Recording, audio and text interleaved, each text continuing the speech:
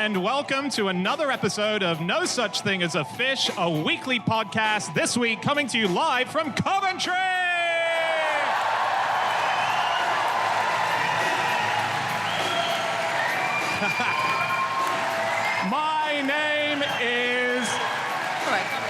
My name is Dan Schreiber, and I am sitting here with Anna Chazinski, Andrew Hunter-Murray, and James Harkin. And once again, someone is still clapping. What is going on there? And once again, we have gathered around the microphones with our 4 favorite facts from the last 7 days. And in no particular order, here we go. Starting this week with my fact. My fact this week is that in the annual Lady Godiva parade, which famously celebrates a lady who rode naked through Coventry, not only does the rider always wear clothes, but one year, even the horse wore trousers. It's a trousered horse. How did the horse wear the trousers? Did it wear them over its back end, or did it wear them on all 4 legs? It had all 4 legs. You're kidding. There's a photo, you can see it. So it actually wore 2 pairs of trousers. Yeah, it wore 2 pairs of trousers, yeah. Yeah, that's true. Yeah. That's amazing. And it was in the early 20th century, right? It was 1919, yeah. It was a Lady Godiva parade, and amazingly, there's these beautiful photos that you can see of the event. They are. I think she was an actress called Gladys Mann, yes. Which was ironic because she's a woman. And she... But actually, wasn't it true that the first Lady Godivas who did these things were all men? Were they? I think they were, yeah. The first one was, we know he was the son of James Swinnerton. Don't know what his name was. Wow. Do you know when it was? What an irritating thing to be called going through life. Hello, I'm the son of James Swinnerton. Do you have a name? Yes, that's my name.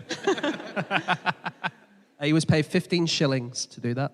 But it's been kind of sporadic, hasn't it? The Lady Godiva parades throughout history. And they've been variously banned and then dropped and they've come back. And in the 19th century, I think they really caught on and people would parade through the streets. And in the 1840s, they really became a big thing again. And there'd be someone cast as Lady Godiva every time. And at first, it would be someone who was made to appear like she was naked. So in 1842, there was an actress or a performer who was wearing a tight-fitting, flesh-coloured dress, like a kind of a onesie, but to make it look like she's naked. And then people were outraged. There were all these complaints. And I was looking in the British newspaper archive, and they were saying it's depraved, it's encouraged the profligate youth of Coventry to gratify a depraved taste. Any profligate youth of Coventry in tonight?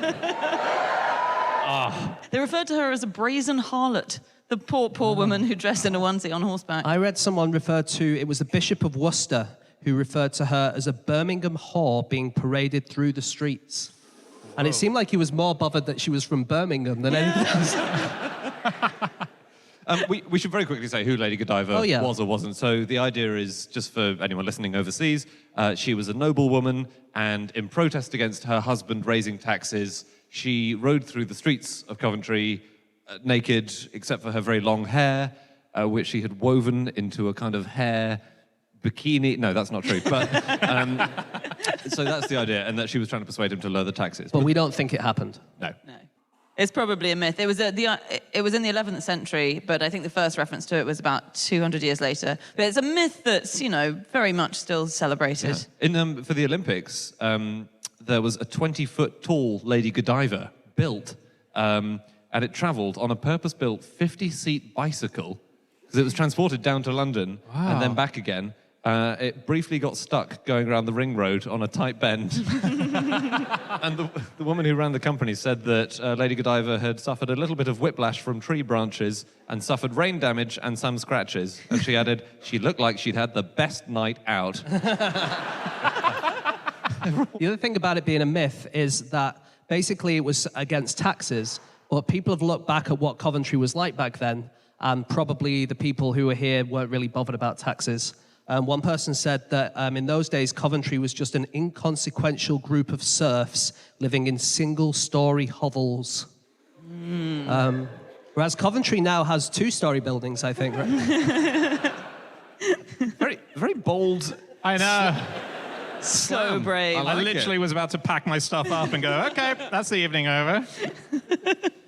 So you were saying about the skin-tight clothing being seen as a bit of a disgrace. I read a story that it caused a lot of chaos because people thought that she was naked. Therefore, everyone who came to see the parade suddenly really wanted to get close to see the parade, and riots sort of broke out, and people fought each other because they thought there was a naked person on a horse. Yeah. Yeah, that was one of the reasons I think it was considered so immoral in Victorian era. Yeah, because these riots started, everyone got really pissed, and they stared at this maybe naked woman, and then they all got really drunk and descended into debauchery at night, apparently. Wow. And every year they'd be like, this year she's definitely going to be naked. And she never was. Have you heard of Prue Peretta? No. Has anyone heard of Prue Peretta? Yeah, so for 25 years in a row, she was the same Lady Godiva. She was really? the Lady Godiva. More Really? than the original That's cool. Lady Godiva, who only did it once. Prue Peretta did it 25 times. Or even no times. Lady Godiva didn't even do it. Prue Peretta is the real Lady Godiva, and she got an MBE for her troubles. Really? Did she? Yeah. She's only recently retired from the What game. did they pin it to? I guess that there might be quite a lot of Godiva businesses in Coventry.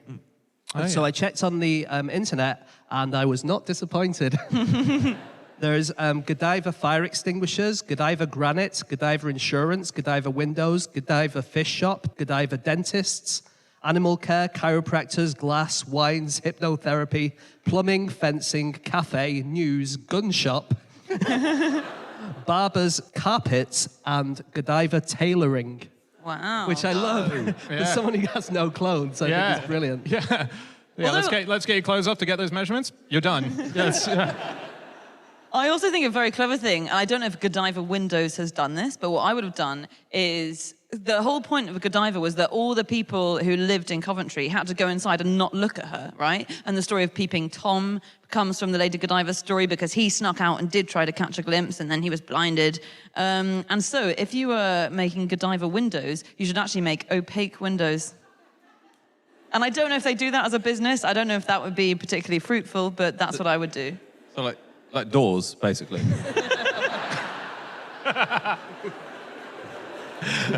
Those door windows. Maybe that's what they call doors in Coventry. I did a little bit on naked protests. Oh, okay. Okay.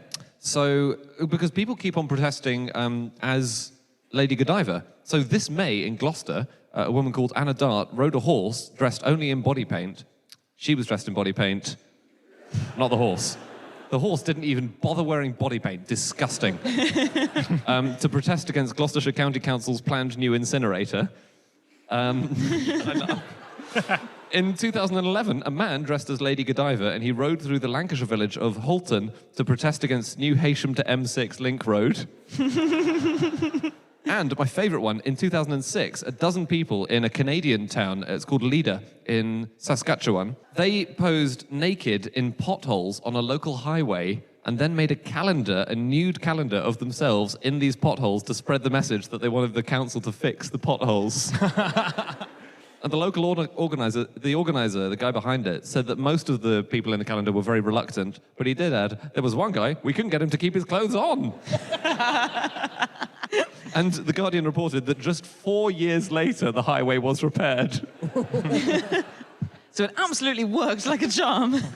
I read a thing about in France, there's a small town that has been having a problem with their naked hero, which is Heracles. And basically, they have a statue of him naked, but the town seems to have a lot of cheeky vandals who keep chiseling the penis off of the naked god. And so what they did was they kept replacing it, and then they'd come back a few days later or whatever. Someone, again, cheeky chiseler, comes along and takes away the penis. And they were like, we don't know what to do. So what they ended up doing, because it was a very important spot where they do a lot of ceremonies, they made a sort of extra special penis that they then, whenever they do a ceremony, just before the ceremony starts, they come up to it, put the penis on, and you're like, whoa, there's going to be a ceremony today, and they guard it, and then they do the ceremony, and once whatever the ribbon's been cut or whatever, they go, thank you all, good night, and then they take the penis off again and bring it back to the office. So it's a ceremonial penis that is constantly attached for important days. Did you say that was in France? Yeah, it was.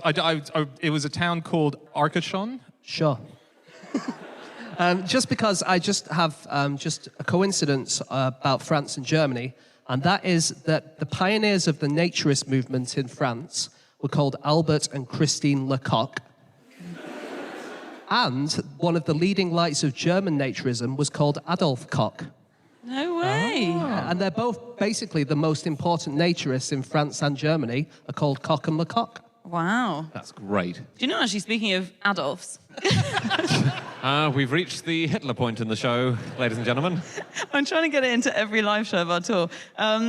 Hitler banned nudism and then immediately reintroduced it. So it was quite a big thing in Germany in the early 20th century, and the Nazis thought that it wasn't very good, and so they banned it in 1933, and then they shut down all the nudist clubs across Germany, and then in 1934 they immediately changed their mind and allowed people to just attend Nazi-approved nudist clubs.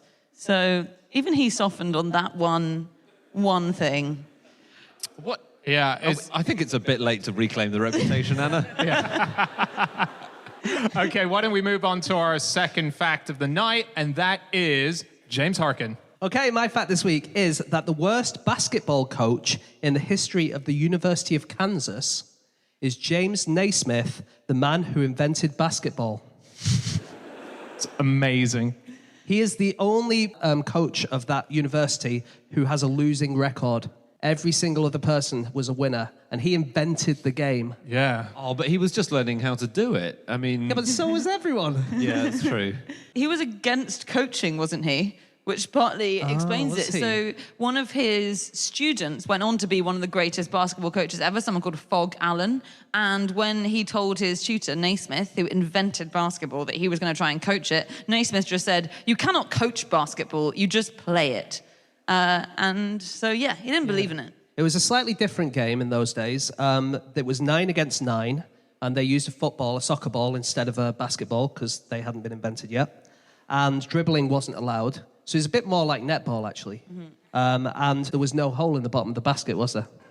Yeah. They just put a load of peach baskets up there, and they threw it in, and then he had to climb up and get it out, and then play again. Yeah. And do you know, Naismith thought the introduction of the hole in the basket was a grave error. What? He thought that was a mistake. Yeah. Can you imagine Michael Jordan getting a ladder every time he gets a point? The first ever game of basketball ended in a massive brawl. In fact, it had a brawl after about 5 minutes. So he invented it because he was teaching schoolboys, and his class were really badly behaved. They were very naughty, and the weather was bad, so they couldn't go outside and let off steam. So he invented the game, and he just gave them one rule. He said the only rule is to get the ball in the basket. And immediately they started a fight with each other. He said they started tackling, kicking, and punching. And before he managed to intercede, several had black eyes, one had dislocated his shoulder, and another had literally been knocked out. Oh, my God. So in America at the moment, there's quite a lot of controversy with basketball in schools. And the reason for that is coaches keep getting fired for their teams winning by so much. What? Really? So they have this thing in American sports where once you're winning by a certain amount, you should really stop trying. And you shouldn't keep, what they call it is running up the score. So there was a guy who won 100-0 recently, who was the head of his team. He got fired. There was someone who won 161-2, and they got fired as well. And it's the idea that you're not teaching them to be good sportsmen, basically. Exactly that, yeah. I love it. I really like that. Yeah. Well, I can see who was shit at sports at school. You know, we think of basketball as an American sport predominantly, but there's so many countries around the world that play it in a very big way. And the one that surprised me most when I was looking into this is Bhutan.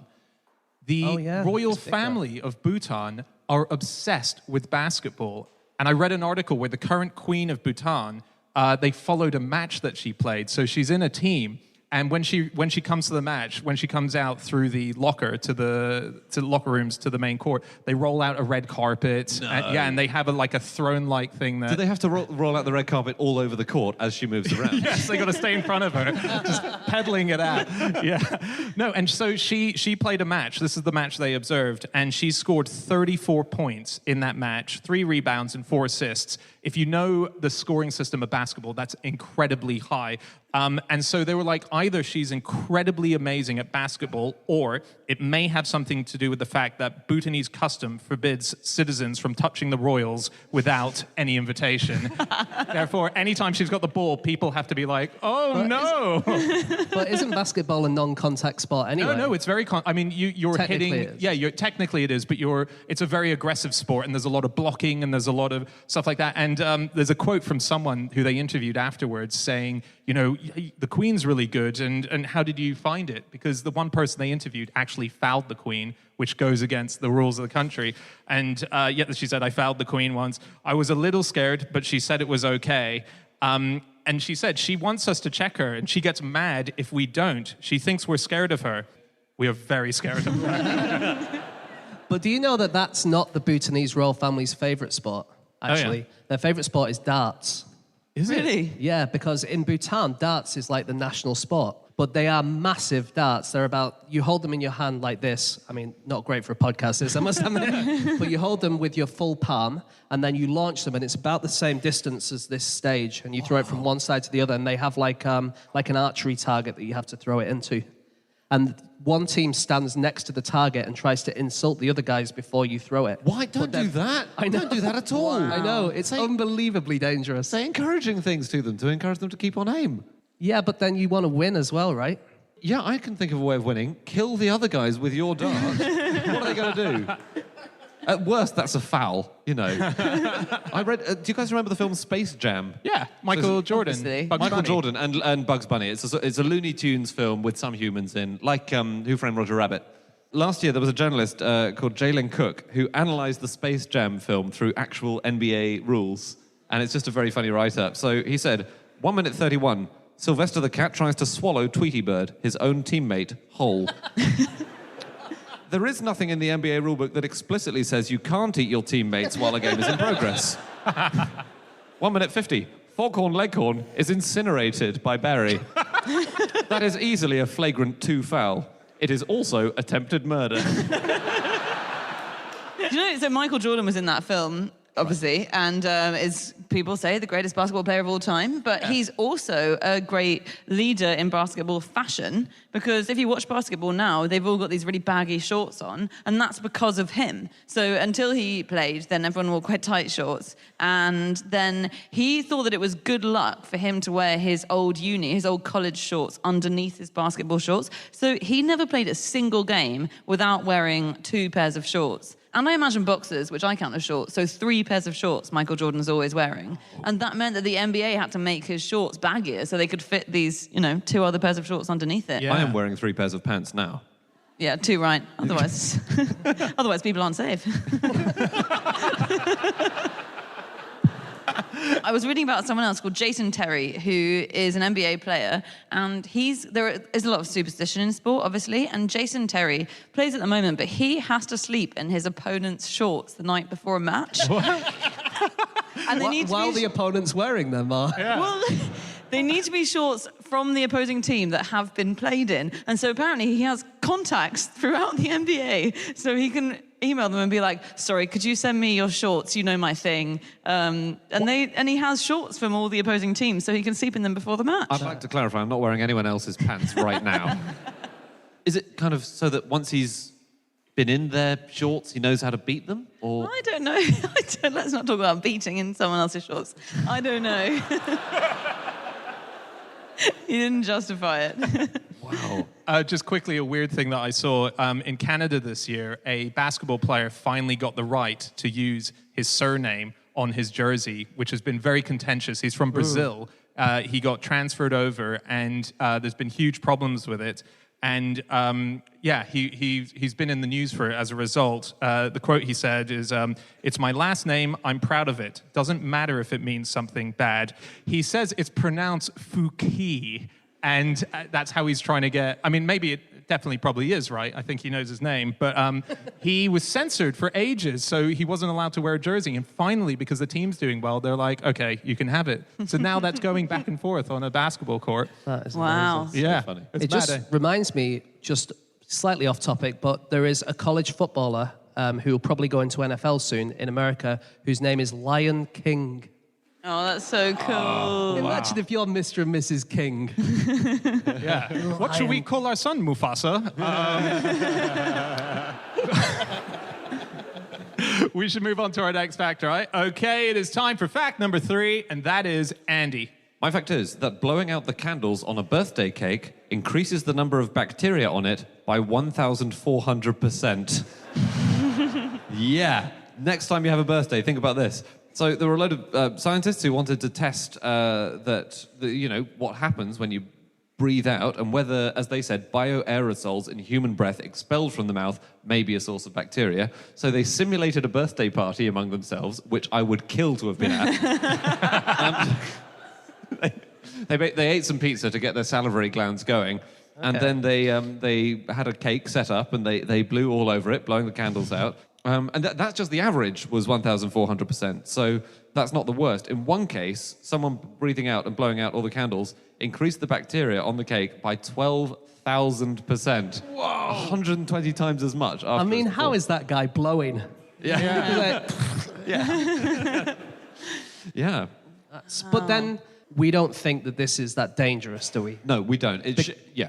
Well, just because basically these are bacteria probably that, unless someone's got the plague or something, or, someone's really ill, these are just bacteria that we all have that are kind of, just because there's more bacteria on something doesn't necessarily mean it's more dangerous. No, you're right. And a lot of the scientists who were told about this said, actually, the fact that you're eating a lot of cake is a lot more important than the fact it's the bacteria. Oh, really? Right. Yeah, like obesity is obviously more of a problem than just the odd little bacterium. Yeah. But there is a solution to it, which there's a lady in America who's selling this now, and she was at her aunt's 100th birthday, and as a result, when they were blowing A lot of candles, and as a result of the lot of candles, they had 3 generations of family members blow out the candles. And so she was stood watching it, and as a result of watching it, she just saw a sort of tidal wave of spit just come over the cake and thought, I'll have a piece of that. And then later thought, I need to solve what this thing is. And so what you can buy in America now is a sort of, before you blow out the candles, it's like a cake plastic sheet that you put over your cake. No. Yeah, so what you do is you place that over the cake, you blow out the candles, and then you take that off. But it's see-through, so you can see your cake underneath it. So it stops all the bacteria from going on it. That is, I know people say health and safety gone mad, and they're annoying, but I find that is health and safety gone mad. It's not dangerous. I mean, so it's something like 12% of bacteria are related to being harmful at all to us, isn't it? And a lot of bacteria are good. You have, in the average hairbrush, you have 3,500 bacteria colonies per square inch. So different colonies of different types of bacteria. One hair follicle contains 50,000 individual bacteria. Wow. But they're mainly fine. They are fine. The important thing to remember is that bacteria are basically fine. So there were loads of headlines this year saying beards are full of fecal bacteria. So to any beard owners in the room, the kinds of bacteria they're finding are absolutely not harmful. They're the kind of bacteria that might be found in the gut, but they might also not be found in the gut. So, and also everything is covered in fecal bacteria. There's one message you take away from tonight. That's true, actually. I read that study about toothbrushes. Do you know when they say don't keep your toothbrush in the bathroom because you might get that fecal bacteria stuff on it? Yeah. Well, it turns out that the fecal bacteria is everywhere anyway. It's all over the place. You can keep your toothbrush in the toilet if you so choose. But also, that's the other thing. It always says there is more bacteria here than in your toilet. Like on the chopping board or something like that. Mm-hmm. But you don't use bleach on your chopping board, do you? And you use bleach on your toilet, so you're basically killing all the bacteria all the time. So, but a lot of people use bleach on their bum, and so probably it's removed bacteria before. That's just... Sorry. Whoa. Who has ever put bleach on their bum? Isn't that Andy's got his hand up. No.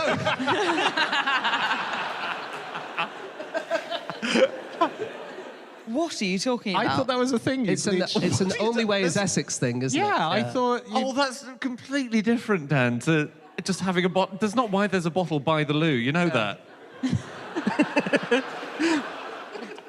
Oh, my... I mean, bleach is very toxic. Don't do that. It's not a loo roll replacement, I think. No.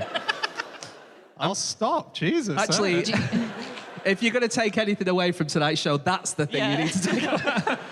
James told me a fact ages ago. This is probably my favorite fact of all time. We're talking about bacteria in the gut. Apparently, bacteria inside your gut are farting all the time. They let out little farts, tiny little farts. And when I'm talking about everyone listening and everyone here in the room, when you fart, you're not farting. All you've done is collected a huge batch of bacteria fart, and you've just released it in one massive go. Isn't that insane? Isn't that nuts? That's like that, the scene in the Death Star when they're about to shoot and kill a planet, and it's all those lasers going, brrr. That's that inside you. Just fart. What are you and talking then you go, about? And you let out. What? It's true. James told me. Don't applaud that. Don't applaud it. James absolutely denies telling you the Death Star bit of the fact, which needlessly, we get it. It's like sweat. I mean, yeah. So bacteria are the things that make us smell, not us. It doesn't go down well on a date when you explain that. So it's a pointless piece of information for you to have. It's not. There's these little things farting at you, and then just in one, you collect it, and then you release it. Sure. Has anyone got stuff on birthday cakes? I have literally nothing. Let's hear it. Okay, here's the thing. When you blow out a candle, what is the mechanism that's making it go out? You blow, and the flame falls over, and it dies. You're ejecting carbon dioxide into the air and sucking the O2 away from it. It's a good guess, but it's not right. Bugger. Dan, let's hear your extremely intelligent guess that's definitely going to be What's correct. the Star Wars analogy that's like blowing out a birthday cake candle? It's like the reverse of a lightsaber, whereby you're bringing. No, I don't know. It's pretty simple, actually. So fire needs three things. It needs oxygen, fuel, and heat. And when you blow, it's the temperature going down enough. So the air pressure is causing the temperature to go down, which causes the fire to extinguish. But so how come when people do that thing where they go, "Wah," and they can put it out with just like a judo chop? Again, it's just moving the air, isn't it? Which changes the pressure levels.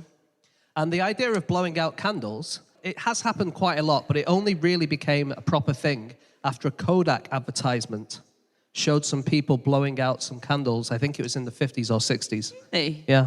Wow, that's only when it became absolutely massive. That's amazing. Oh, yeah, because there used to be those sort of candle thimbles that you would sort of say, good night, and you would put out the candle one at a time. Are you saying at a birthday parties people would ceremonially drench each candle in order on the cake? No, it's like on a stick with a little thing. What are you talking about, Dave? We still use them. What? Really? Well, that's the thing. You're advised to use them because it's less dangerous. You're advised to use... Yeah, by like fire safety officials. I've read that somewhere. I mean, not on a birthday cake. Yeah. No, yeah. but that And would be fire and really safety, weird. fire officials don't use that to fight fire, do they? Oh, it's a big one. All right. We need longer sticks and bigger thimbles. Just one more thing on birthday cakes. Yep. Most expensive birthday cake of all time, $75 million. Whoa. It was bought by an unnamed buyer in the United Arab Emirates for his daughter's birthday party. Actually, it was a joint birthday and engagement party. Oh, so really it was only $37.5 million each time. Great. Yeah, but it's a bit of a trick because the cake is pretty big and obviously did cost a little bit of money, but it also has 4,000 diamonds on it. Yeah. So, I mean, if you're just going to pour diamonds on something and say that's the most expensive, this is my most expensive shoe of all time because I poured a load of diamonds in it. Yeah. It's not part of the cake. If you can't eat it, it's not part of the cake. Yeah. Did you know that there's a fish you can use as candles? What? What? Yeah, there's a fish called the Eulachon fish, which some people say is where the word hooligan comes from, although that is quite dodgy I don't think so. etymology. Yeah, no, it's not. But it's also called the candle fish, and that's because it's got so much fat in its body and during spawning that you can literally light one end of it and it burns like a wick, like a candle. And so, like when we first went to North America, it exists in North America, and when it was first discovered by Westerners, then people used to catch these fish and use them as candles. Imagine the kid's birthday party where you come into the room with that. 8 fish alight on the top of your cake. But didn't they also have birds that they used as... Yeah. Are they fulmars or... They're No. from Venezuela. In Venezuela. And they're called oil birds. And they used to just light one end because they're so fatty. Oh, is that because Brian Blessed told me about this because he explored Venezuela and he said if you run out of wood or anything, you grab one of these birds and you wring them like a wet cloth and they leak the oils and then you light, so you don't actually have to you probably hurt the bird in the wringing process actually. but that's doable. I have a fact that combines birthdays and bacteria that's not the original fact. Wow. All right. There was a doctor being interviewed by the Telegraph. This was a few years ago, but he was giving health advice for how to avoid the spread of bacteria.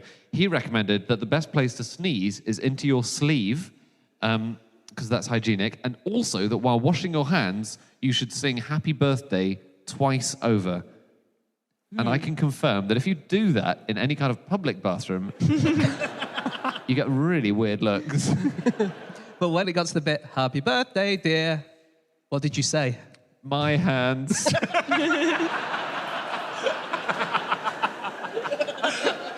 That's great, because the second time round, the guy next to you could be like, "My hands." It's both of our hands' birthdays on the same day? What are the chances? We should move on to our final facts. Oh, okay. Do you want to go for something before we do? I've got some interesting stuff. Okay, let's move on to our final fact. Yeah, go for it. Well, there's a bacteria called Pelagibacter ubique. And there are so many of these things, it is unreal. If you take part of the ocean, at least some parts of the ocean, half of all the living cells will be this particular bacteria. Okay, there are 2 times 10 to the power of 28 of them in the world. Wow. Which means if every grain of sand on Earth was a planet, which contained the same number of humans as there are on Earth, that would be how many of the bacteria there are on Earth at the moment. If every grain of sand on Earth was a planet, Which had 7 billion people on it, then the total number of all of those people on all of those... is the number of bacteria that there are of this species in the world. What It you're is saying, insane. he's saying that it's a lot. Thank you, Anna, for putting it into Yeah. terms I can understand. Can I just, my favorite bacteria is this. We've all got one. Everyone's got them. Well, bacteria are amazing, but they're quite hard to envisage sometimes. But this is the second largest bacteria on Earth. People used to think it was the largest. It's about the size of a full stop if you're reading a Word document. Whoa. So you can imagine that, which is quite exciting. And it's called the Fischelsoni bacteria. It's called Epilopiscium fischelsoni. And the reason it's called Epilopiscium is because it only exists in the intestines of surgeon fish. So bacteria are very specific. They only live in very specific environments. So this one only lives in fish. So that's why it's called Epilopiscium, because pisces means fish in Latin. But its other name is Fischelsoni. And by sheer coincidence, that's because it was discovered by a man called Lev Fischelson. So it's the bacteria that lives solely in fish. And then it was named by someone called Peggy Pollock. No! That is amazing. And did you know this first paper that we were just talking about the birthday cakes, one of the authors of that paper was called Jonathan Baker. Oh. Really? Oh, what a nice bookend to this fact part. Yeah. It'd be nice to have had a laugh, but... Oh, there we go. All right. Okay, it is time for our final fact of the show, and that is Chazinski. My fact this week is that the first person to swim the Atlantic said, "Never again," as soon as he was finished. He is now planning to swim the Pacific. This is amazing. It's this guy called Benoit Lecomte, and this is in 1998. He swam the Atlantic, and he came ashore in Brittany. He'd swum 3,800 miles, basically, from Cape Cod in Massachusetts. And literally his first words as he emerged from the water were, "Never again." And now he's planning his Pacific trip. It's going to happen in the next couple of years. Now, do we think he actually did the Atlantic thing? It's a little bit controversial, isn't it? How far is that? It's literally the number of miles that Anna just read out. So if you rewind quickly on the podcast when you're listening back, Yeah, that's a lot. or if you just listen in the first place, then that will also tell you how far it is. It's 3,800 miles. Thank you, Anna. So there's a bit of controversy about whether he swam the whole thing, because obviously there are currents which might have helped him along a bit, and his average speed was 8 miles an hour the whole way, which is about 3 times as fast as other swimmers manage over long distances. So he may have been helped a bit. But he was definitely in the water for a very long time. Yeah, he did well. And he was raising money for charity. So he's raised a huge amount of money for charity, and that's what he's doing again now. But the way he does it is that he stops for the night. He swims about 8 hours a day. He stops for the night. The boat takes a GPS position of where he was, and then no matter how far the boat's drifted, it has to go back to the position he was at and then drop him in the next morning. Right.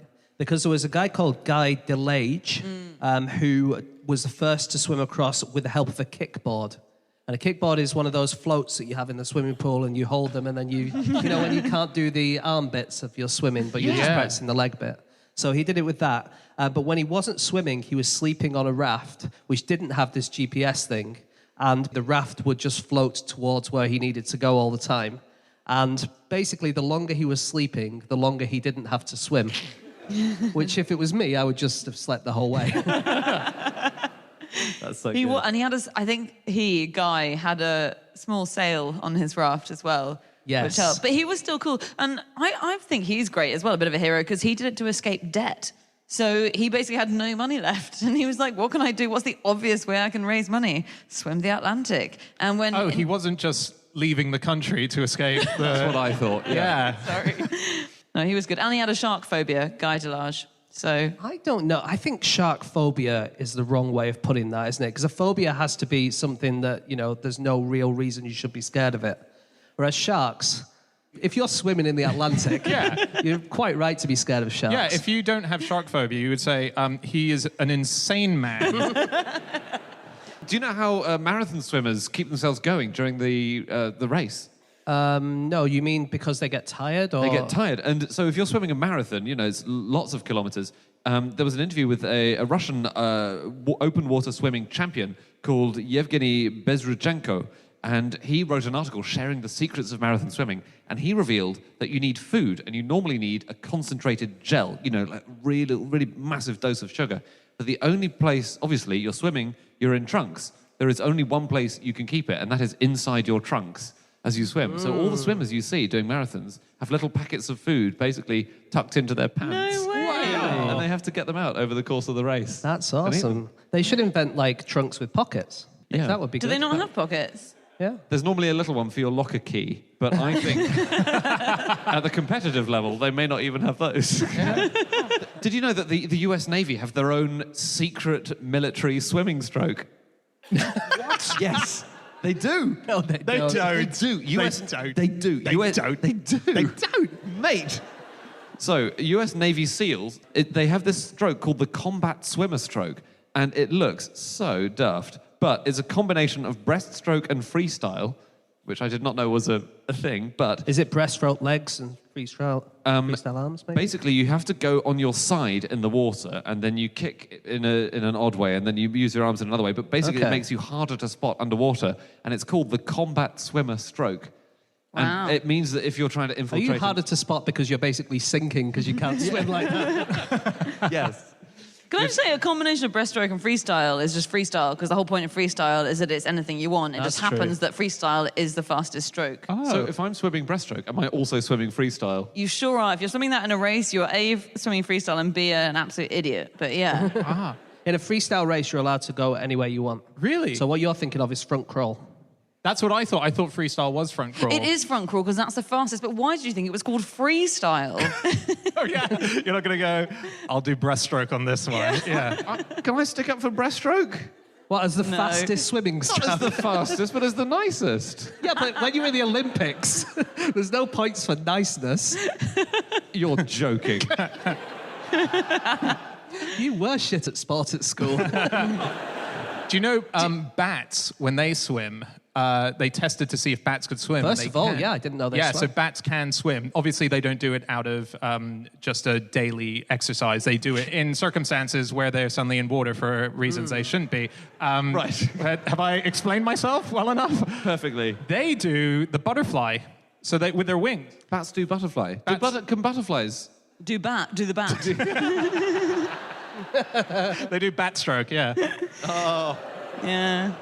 So the longest ever journey swimming was 5,268 kilometers, and it was down the Amazon River through Peru and Brazil. And it was done by a guy called Martin Strel, who's from Slovenia. And he is pretty awesome.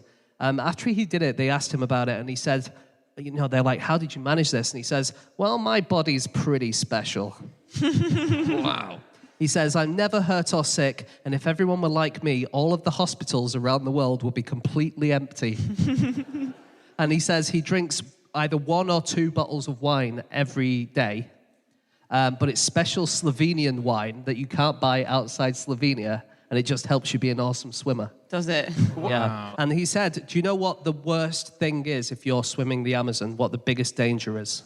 Getting your legs chewed off by piranhas. By piranhas. So he was attacked by piranhas a few times, and he found a good way of preventing them by pouring buckets of putrid blood into the water, and they went for the putrid blood instead. He also said, and I don't really believe this, because he said, I learned not to pee in the water because there are kandiru.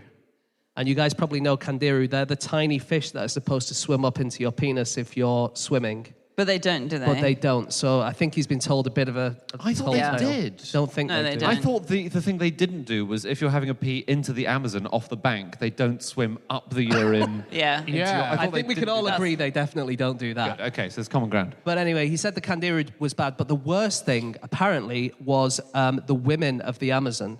And he said, you can often see 15 to 20 times more women than men, and the women are very aggressive, and they try and catch you and marry you. And they're worse than the piranhas. This guy has, I must say, a very high opinion of himself. My body's great, I've got magic wine, and the ladies of the Amazon cannot get enough. Hey, we need to wrap up shortly. Do you guys have anything before we do? Can I just say a fact that we got sent actually in the interval, and it's amazing, and it's about swimming, and it's from a guy called Theo, who all I know is you're called Theo and you're age 12. Yeah. Are you here? Okay, great. Hi, Theo. So this fact is incredible. Tigers always get in the water backwards because they love swimming, but they hate getting their eyes wet. Isn't that amazing? I've checked it. I was like, that must not be true. I must know it. Do they put It's their true? paws up on the bank and then just kick with their back legs? Yeah. Like old ladies at the swimming pool. That's what they do. All right, amazing fact, Theo. Should we wrap up? Okay, that's it. That is all of our facts. Thank you so much for listening. If you'd like to get in contact with any of us about the things that we have said over the course of this podcast, we can be found on our Twitter accounts. I'm on @Schreiberland. Andy. At Andrew Hunter M. James. At James Harkin. And Jasinski. You can email podcast@qi.com. Yep, or you can go to our group Twitter account, which is @NoSuchThing. You can also go to nosuchthingasafish.com. That's our website. We have the links to all of our previous episodes. We also have a link to our book, the Book of the Year, which is out now, and we're about to give a copy away to one of the members of this audience here in Coventry who sent us a fact that we have picked out. Who's got the fact? I have it. It's a shame after you just read out that really cool tiger one, because this is quite lowbrow. But I can only blame the people of Coventry. And it is that places in Canada include Shaggers Cove, Dildo, and Bowls Falls.